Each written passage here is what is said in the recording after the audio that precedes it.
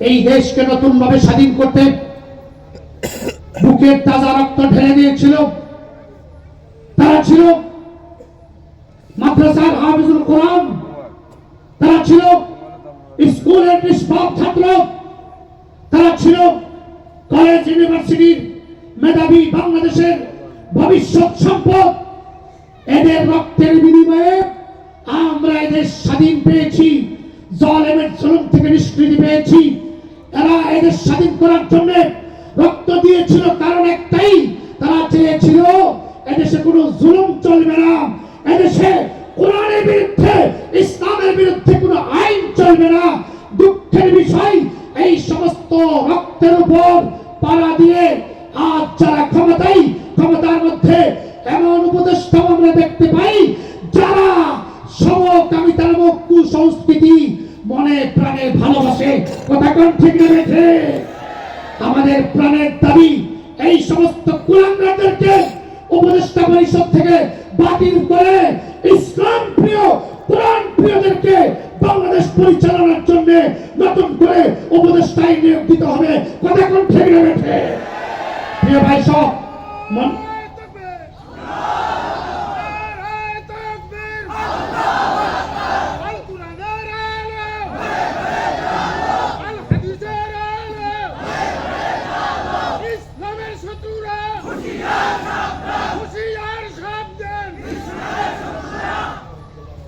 ভাই সব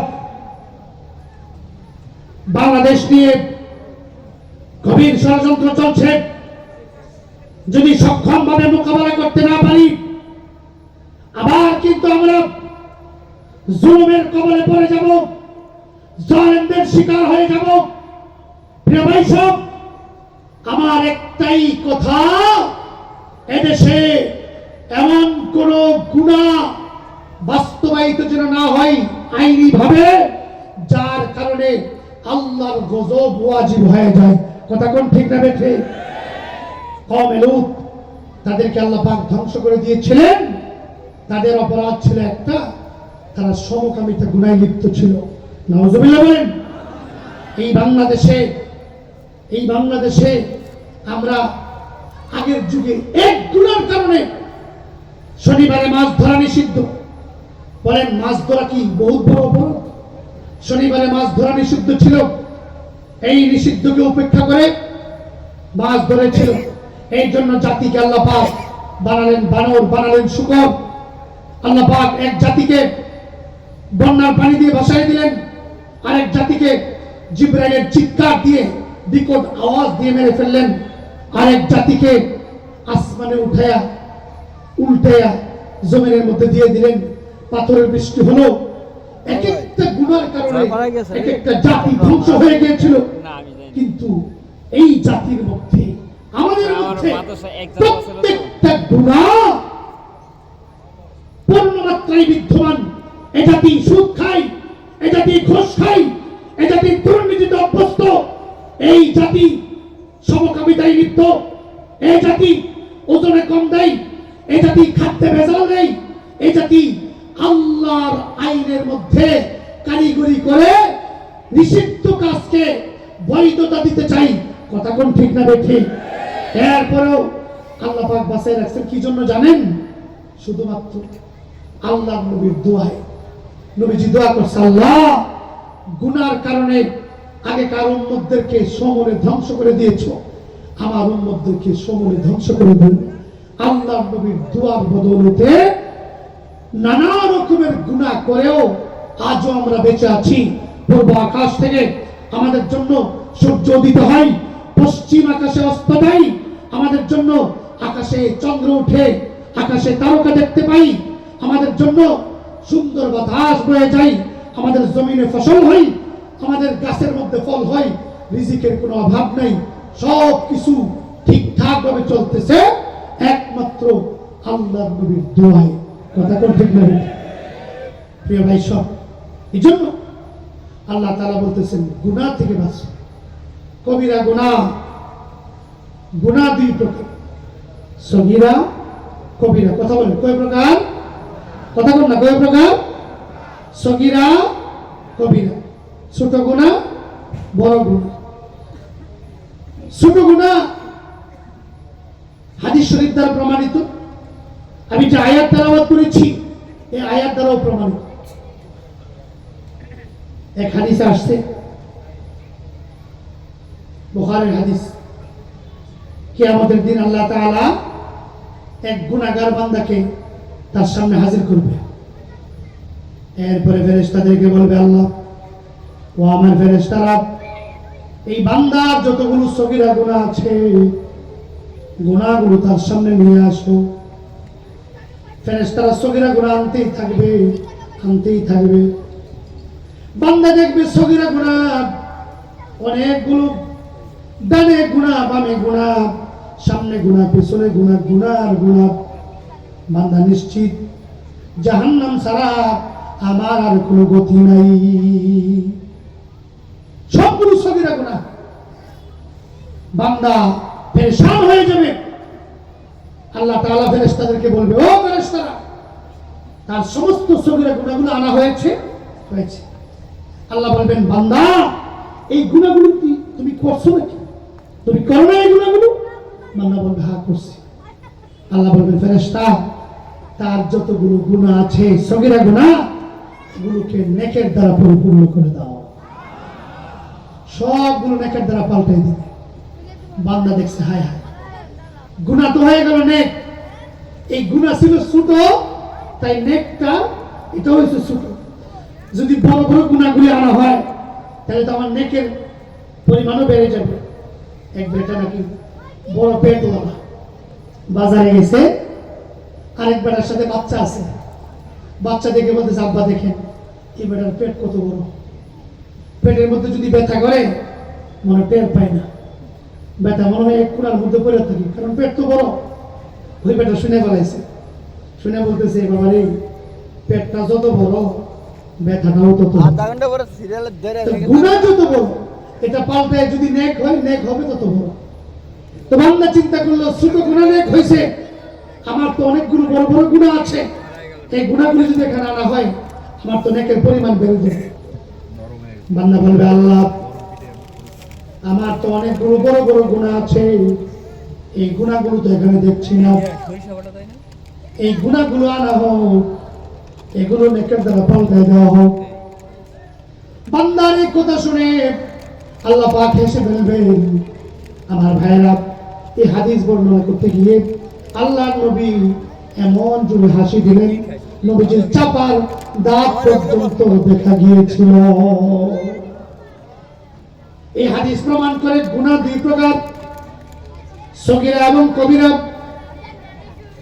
আয়াত প্রমাণ করে গুনাহ দুই প্রকার, সগীরা এবং কবিরা। আল্লাহ বলেন, বান্দা কবিরা গুনাহ থেকে যদি বাঁচতে পারো, সগীরা গুনাহগুলো এমনি মাফ হয়ে যাবে। আমার ভাইরা, সগীরা গুনাহ থেকে বাঁচা বড় কঠিন, কবিরা গুনাহ থেকে বাঁচা বড় সহজ। কবিরা গুনাহ তো নাম করা গুনাহ, জিনা, মিথ্যা বলা, দুর্নীতি করা, চুরি করা, ডাকাতি করা, সবগুলো হচ্ছে বড় বড় গুনাহ। বান্দা ইচ্ছা করলে বড় বড় গুনাহ থেকে বাঁচতে পারবে। ইচ্ছা করবে আমি মদ পান করবো না, সম্ভব। ইচ্ছা করলে জিনা করবো না, সম্ভব। ইচ্ছা করলে চুরি করবো না, সম্ভব। কিন্তু সগীরা গুনাহ অনেক সময় মনের অজান্তেই হয় নাই, ইচ্ছা করলে অনেক সময় বাঁচা সম্ভব হয় না। এই জন্য আল্লাহ তাআলা সগীরা গুনাহ থেকে বাঁচতে বলেন নাই। আল্লাহ বলেছেন, যদি কবিরা গুনাহ থেকে বাঁচতে পারো আমি আল্লাহ দুইটা পুরস্কার দেব। এক নম্বর পুরস্কার, সগীরা গুনাহগুলো এমনি মাফ হয়ে যাবে। দুই নম্বর পুরস্কার, তোমাদেরকে আমি আল্লাহ জান্নাত দিয়ে দেব। প্রিয় ভাই সব, কবিরা গুনাহ থেকে আমরা কি বাঁচতে চাই? আওয়াজ তো বড় ছোট, বাঁচতে চাই? কে কে চাই? দুই হাত ধরে আল্লাহকে দেখায়, আল্লাহ তুমি কবুল করে বলে আমিন। হাত নামান। প্রিয় ভাই সব, কবিরা গুনার লিস্টটি অনেক লম্বা। কবিরা গুনার থেকে বাঁচতে হলে জানতে হবে কোনগুলো কবিরা গুনাহ। এখন বিভিন্ন হাদিসে বিভিন্ন গুনাহকে কবিরা বলা হয়েছে। আমি সবগুলো বলবো না, আমি আপনাদের সামনে তিরমিজি শরীফের একটা হাদিস তেলাওয়াত করেছি। আল্লাহর নবী এই হাদিসে তিনটা কবিরা গুনার কথা বলছে। আমি তিনটা বলেই ইনশাআল্লাহ আমার আলোচনার নীতি টানবো। আল্লাহ পাক আমাকে বলার তৌফিক দিন, আপনাদেরকে আমল নিয়ে তো শোনার তৌফিক দিন, বলে আমিন। এক নম্বর, আল্লাহ নবী বলেন আকবারুল কাবাইর আল ইশরাকু বিল্লাহ, সবচেয়ে বড় গুনাহ আল্লাহর জাত, আল্লাহর সিফাতের মধ্যে শরীক করা। প্রিয় ভাই সব, আল্লাহর জাত তিনি হচ্ছেন একক সত্তার অধিকারী। আল্লাহ একজন, তার জাতের মধ্যে কোনো শরীক নাই। তিনি লা শারীকা লাহ, তিনি ওয়াহদা, তিনি একক সত্তার অধিকারী। কথা কোন ঠিক না বেঠে? এখন কেউ যদি আল্লাহর জাতের মধ্যে শরীক করে, সে আর মুসলমান থাকবে না, সে হয়ে যাবে মুশরিক। খ্রিস্টান যারা, ওরা কিন্তু আল্লাহর জাতের মধ্যে শরীক করে। এরা বলে আল্লাহ, ঈসা, মারিয়াম তিনজনে মিললে হলো খোদা। নাউজুবিল্লাহ বলেন। আল্লাহ হলো বাপ, ঈসা হলো সন্তান, মারিয়াম হলো বধূ। নাউজুবিল্লাহ বলেন। এটা কেন বলে জানেন? এটা একটা কারণ আছে। ঈসা আলাইহিস সালাম পৃথিবীতে আসছেন বাপবিহীন, অলৌকিক ভাবে। ঘটনাটা আল্লাহ তাআলা সবিস্তার আলোচনা করেছেন কোরআনের মধ্যে। আমি খুব সংক্ষিপ্ত আকারে বলছি মারিয়ামের সে কাহিনী। মারিয়াম একদিন গোসল করার জন্য নির্জনে গেলেন, অথবা ইবাদত বন্দেগীর জন্য। এমন সময় হঠাৎ করে দেখলো একজন অচেনা অজানা যুবক মারিয়ামের সামনে দাঁড়ায় গেছে। মারিয়াম তো ভয় পেয়ে গেছে।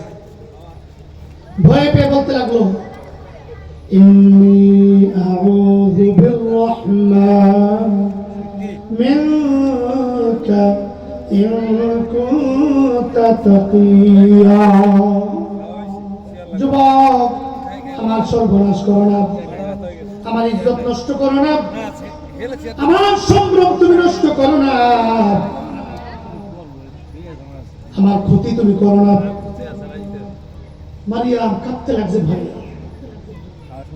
যুবক দেখলো মারিয়াম তো ভয় পেয়েছে। মারিয়াম ভয় পাওয়ার কারণ কি জানেন? আরে মারিয়াম তো সতী নারী, মারিয়াম তো বাংলাদেশের মমতাজ মার্কা আর আকলিমা মার্কা মহিলা নাই। যেই মমতাজ যৌন উত্তেজনামূলক গান গেয়ে গিয়ে এদেশের হাজার নয় লক্ষ যুবকের চরিত্র নষ্ট করেছে। কোথা ঠিক না বেঠে? দুঃখের বিষয় ছিল এই বাংলাদেশের পবিত্র সংসদে এই সমস্ত নর্তকী আর খারাপ নারীদেরকে দিয়ে সংসদটাকে অপবিত্র করেছে। এই দেশে কি করে শান্তি আসবে? কথা কোন ঠিক না বেঠে? প্রিয় ভাই সব, মারিয়াম কাঁদতে লাগছে, আমার নষ্ট করো না, আমার ইজ্জত শেষ করে দিও না। যুবক দেখলো মারিয়াম তো ভয় পেয়ে গেছে, বলতেছে, মারিয়াম ভয় পায় না, চিনি আমি কে? ইন্নামা আনা রাসূলু রাব্বিক লিআহাবা লাকি গুলামান যাকিয়া। আমার পরিচয় জানো না, আমি কোনো মানুষ নয় যে তোমার ইজ্জত নষ্ট করে ফেলবো। আমার পরিচয় হলো, আমি হলাম আল্লাহর ফেরেশতা হযরতে জিবরাইল। আপনি জিবরাইল এখানে কি জন্য আসছেন? আসছি তোমাকে একটা পুত্র সন্তানের সুসংবাদ দেওয়ার জন্য। মারিয়াম তো ভয় পেয়ে গেছে, আমার সন্তান হবে কেমনে? আমার তো বিয়েই হয় নাই, বাচ্চা হবে কেমনে? সে একটা চিল্লি মারছে জোরে, তার চিল্লিও কোরআনের আয়াত। সে বলতেছে, আন্না ইয়াকুনু লি গুলাম ওয়া লাম ইয়ামসাসনি বাশার ওয়া লাম আকু বাগিয়া। আমার সন্তান কেমনে হবে? আমার তো বিয়েই হয় নাই, কোন পুরুষ কখনো আমাকে টাচ করে না, বাচ্চা হবে কেমনে? জিবরাইল বলতেছে, এমনি হবে। জিবরাইল তার বুকের মধ্যে একটা ফু দিছে, মুহূর্তের মধ্যে গর্ভবতী হয়ে গেলেন, বাচ্চা হয়ে গেল। মারিয়াম তো বাচ্চার মা। জিবরাইল বলতেছে আল্লাহ তাআলা তোমার গর্ভ থেকে বাপবিহীন একটা সন্তান দিবেন। কেন? আল্লাহর কুদরতের প্রকাশের জন্য। আদম আলাইহিস সালাম তাকে আল্লাহ পাক সৃষ্টি করলেন, মা লাগে নাই, বাপ লাগে নাই।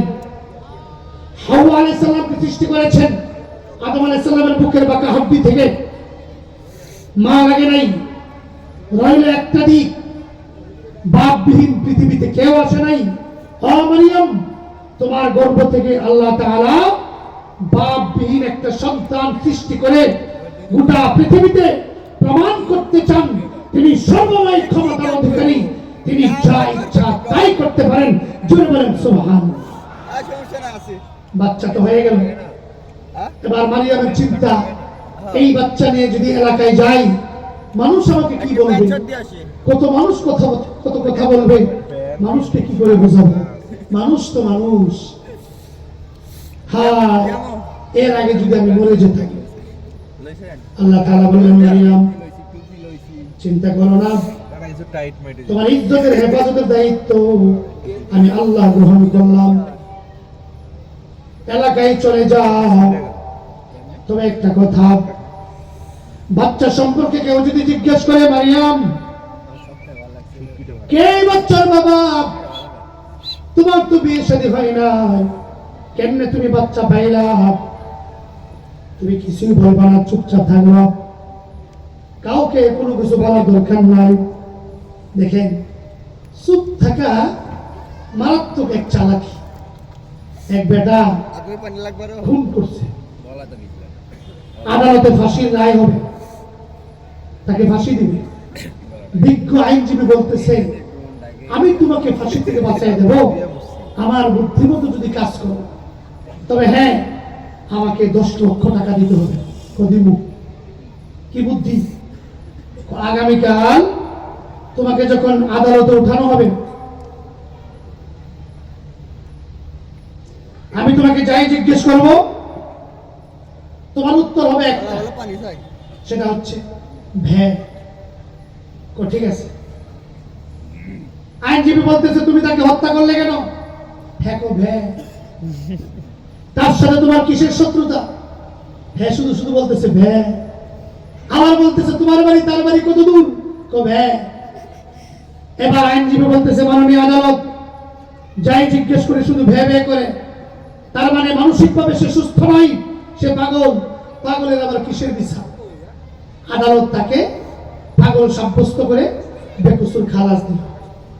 বেড়া মুক্তি পেয়ে বাড়ি দিছে। আইনজীবী রাত্রের বেলা তার বাড়িতে গিয়ে আমার 10 লক্ষ টাকা দাও। ভ্যা। টাকা দাও। ভ্যা। ফের বাপের জন্মে টাকা উদ্ধার করতে পারবে? বলেন না পারবে। চুপ থাকা মারাত্মক এক চালাকি। আল্লাহ পাক শিখাইলেন মারিয়াম এলাকায় যাইবা, মানুষ যদি বাচ্চার কথা জিজ্ঞেস করে কোত্থেকে আসলো বাচ্চা, জন্মের কি ইতিহাস, কিছুই বলবা না, চুপ থাকবা।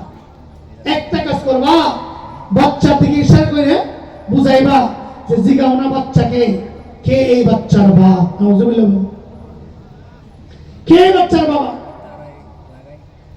মারিয়াম যখন এলাকায় গেছে, মানুষ তাকে গালাগালি করতে লাগলো। ইয়া উখতা হারুন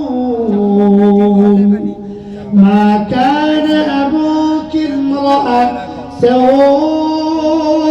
ওয়া মা কানাত উম্মুকি বাগিয়া।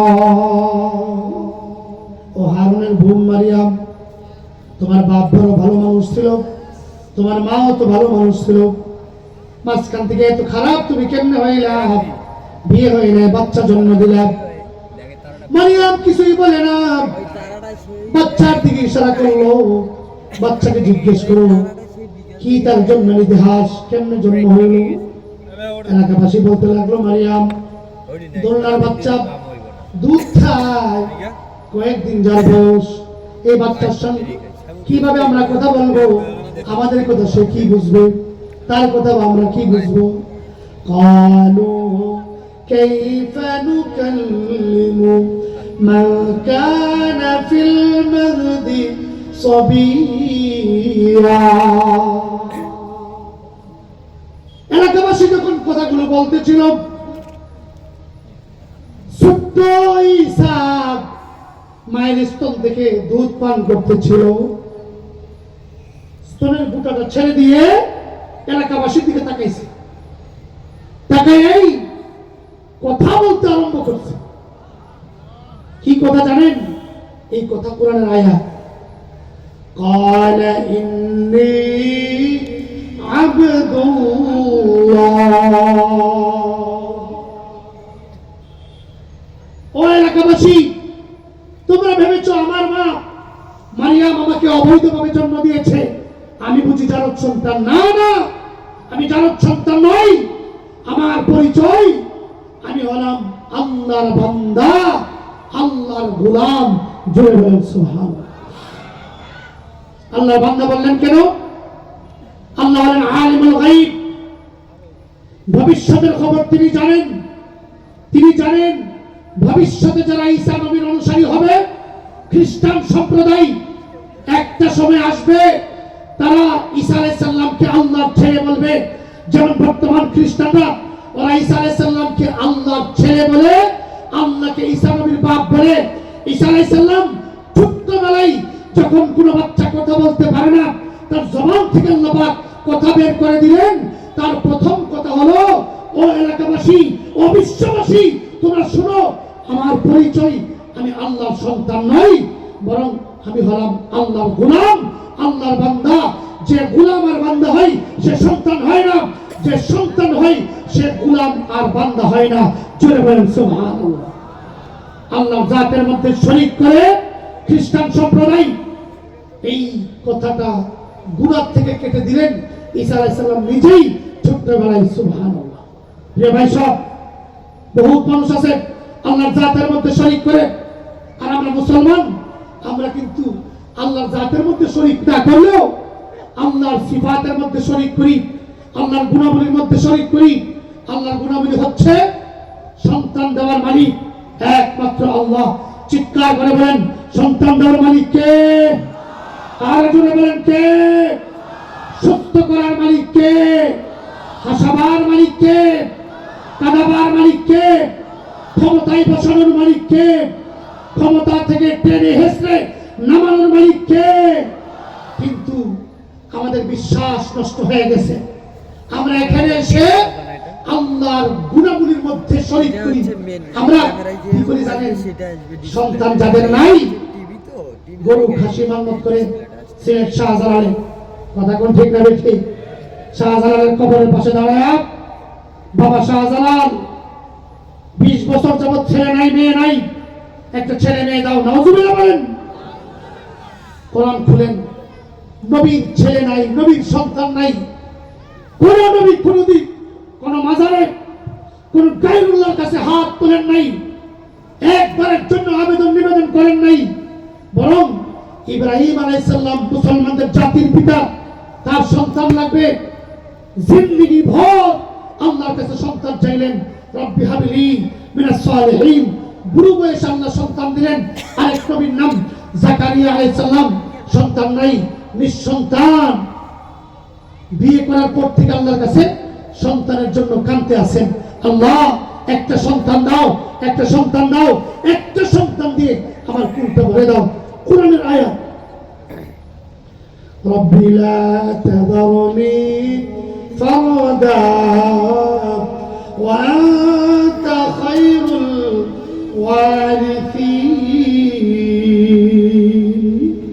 আল্লাহ তাআলা আমার সন্তান নাই পৃথিবীতে আমাকে তুমি নিঃসন্তান রেখো না একটা সন্তান দাও শেষ রাত্রিতে উঠে জাকারিয়া পয়গম্বর আল্লাহর কাছে যখন সন্তানের জন্য দোয়া চায় আল্লাহ তাআলা দোয়া কবুল করলেন বুড়ো বয়সে আল্লাহ বলেন ও জাকারিয়া ইন্না নুবাশশিরুকা বিগুলাম ইসমুহু ইয়াহইয়া ও জাকারিয়া পয়গম্বর একটা পুত্র সন্তানের সুসংবাদ তোমাকে আমি আল্লাহ দিলাম যার নামটাও আমি রেখে দিলাম তার নাম হলো ইয়াহইয়া জোরে বলেন না সুবহানাল্লাহ প্রিয় ভাই সব, আমরা মুসলমান, দুঃখের বিষয় সন্তান দেওয়ার মালিক একমাত্র আল্লাহ। এই সন্তান আল্লাহর কাছে না চাই, আমরা চাই বাবার কাছে, পীরের কাছে। রোগ থেকে মুক্তি দেওয়ার মালিক একমাত্র আল্লাহ। এই রোগ থেকে মুক্তি চাই বাবার কাছে, পীরের কাছে। মাজারে গিয়ে ক্ষমতায় বসানোর মালিক, ক্ষমতা থেকে নামানোর মালিক একমাত্র আল্লাহ। কিন্তু ক্ষমতাকে মজবুত করার জন্য, ক্ষমতায় যাওয়ার জন্য আমরা ধারস্থ হই কখনো আমেরিকার, কখনো ভারতের। কথা কোন ঠিক না বেঠে? আর জনগণ ঠিক না বেঠে? প্রিয় ভাই সব, এই সবগুলো হচ্ছে শিরক গুনাহ। আল্লাহর নবী বলেন সবচাইতে মারাত্মক গুনাহর নাম হচ্ছে শিরক গুনাহ। শিরক, শিরক, শিরক, এর চাইতে বড় আর কোনো গুনাহ নাই। সব গুনাহ মাফ, কিন্তু শিরক গুনাহ মাফ নাই। এর অর্থ কি? কবিরা গুনাহ কইরা কারো যদি তাওবা নসিব না হয়, তাওবা ছাড়া এই গুনার অবস্থায় দুনিয়া থেকে বিদায় হয়, কবরের শাস্তি, জাহান্নামের শাস্তির দ্বারা একটা সময় আসবে তার সেই কবিরা গুনাহটা মাফ হয়ে যাবে। কিন্তু শিরক গুনাহ করে কেউ যদি তাওবা না করে, শিরক গুনার উপরেই মৃত্যুবরণ করে, জিন্দেগি ভর জাহান্নামের আগুনে জ্বললেও শিরক গুনাহ আল্লাহ তাআলা মাফ করবেন না। শিরক গুনার ভয়াবহতা এত মারাত্মক, জোরে বলেন নাউযুবিল্লাহ। আমরা কি এই মাহফিল থেকে এই সিদ্ধান্ত নিতে পারি ইনশাআল্লাহ যতদিন বাঁচব জীবনে কোনদিন আমরা শিরক গুনাহে লিপ্ত হব না? পারবো না ইনশাআল্লাহ? জোরে বলেন ইনশাআল্লাহ। প্রিয় ভাই সব, দ্বিতীয় কবিরা গুনার নাম হচ্ছে হুকুকুল ওয়ালিদাইন, মা বাবার নাফরমানি। এই বিষয়টা নিয়ে ছোট্ট একটা কথা বলবো। মা এবং বাবা তাদের যদি অবাধ্য হয়, তারা যদি নারাজ হয়ে আমাদেরকে বদদুয়া দেয়, আল্লাহর কসম এই বদদুয়া কিন্তু লেগে যাবে। ছোট্ট একটা ঘটনা বলে শেষ করে দিচ্ছি। বনি ইসরাইলের একজন আবেদ আল্লাহর ওলি, যার নাম ছিল হযরত জুরাইজ রাহিমাহুল্লাহ, বহুত বড় বুজুর্গ। ইবাদত বন্দেগী করার জন্য এই সমাজ তার পছন্দ হয় না। তিনি সমাজ ছেড়ে দিয়ে পাহাড়ের উপর ছোট্ট একটা ঘর বানাইছে। এই ঘরে দিন রাত নফল নামাজ পড়ে, তাসবিহ পড়ে, আল্লাহর নামের জিকির করে সেই সময় আসমানি কিতাব তেলাওয়াত করে। দরজা বন্ধ করে নামাজে দাঁড়াইছে। অসুবিধা হচ্ছে নাকি? নামাজে দাঁড়াইছে, এমন সময় মা গিয়ে ডাক দিছে, জুরাইজ, জুরাইজ। দরজার মধ্যে আওয়াজ দিল। জুরাইজ রাহমাতুল্লাহ আলাইহি নামাজের মধ্যে মগ্ন। নামাজের কারণে মায়ের ডাকে উত্তর দিতে পারে না। এখানে একটা কথা মনে রাখবেন, নামাজের মধ্যে মগ্নতা সৃষ্টি হওয়া, এটা নামাজ কবুল হওয়ার জন্য শর্ত। আমরা নামাজ পড়ি, মন নাই, আর নামাজের মাসলা পর্যন্ত জানে না। একবার আমি দেখছি নামাজের মধ্যে ফোন আছে, মোবাইলটা লয়ে নামাজের মধ্যে আছে, হ্যালো আমি নামাজে, পরে ফোন দিস। দেখছেন ব্যাপারটা? এমন করছে আস্তে আস্তে কথা বলে নামাজ বেশি ভাঙে না। নাউযুবিল্লাহ বলবেন না, হাসির জন্য বলছি না, যেটা দেখছি সেটা বলছি। এখন যে ফোন দিছে হ্যাঁ মনে বুঝে না কি করতেছে, হ্যাঁ করতেছে কি কস বুঝি না, তো একটু জোরে ক। তখন রাগ করে বলতেছে এই বলছি না নামাজের মধ্যে, ফোন রাখ। এই হচ্ছে আমাদের নামাজ। জুরাইজ রাহমাতুল্লাহ আলাইহি নামাজে মা ডাকতেছে, নামাজের কারণে মায়ের ডাকে উত্তর দিতে পারলো না, মা চলে গেল। একটু পরে মা আবার আসলো, আবার ডাকতে লাগলো, জুরাইজ, ও বাবা জুরাইজ। জুরাইজের নামাজ তখনও পর্যন্ত শেষ হয় নাই। নামাজের কারণে এবারও তিনি মায়ের ডাকে সাড়া দিতে পারে না, উত্তর দিতে পারে নাই। মা জানে না সন্তান নামাজের মধ্যে। মা মনে মনে ভাবতেছে আমার ছেলে ঘরের মধ্যে আছে, আমার ডাক শুনে উত্তর দেয় না। মনের মধ্যে ব্যথা নিয়ে চলে গেল। একটু পরে মা আবার আসলো, আবার ডাক দিল জুরাই, ও বাবা জুরাই, আল্লাহর কুদরত, জুরাইজের নামাজ তখনও পর্যন্ত শেষ হয় নাই। একবার, দুইবার, তিনবার ডাক দিল না।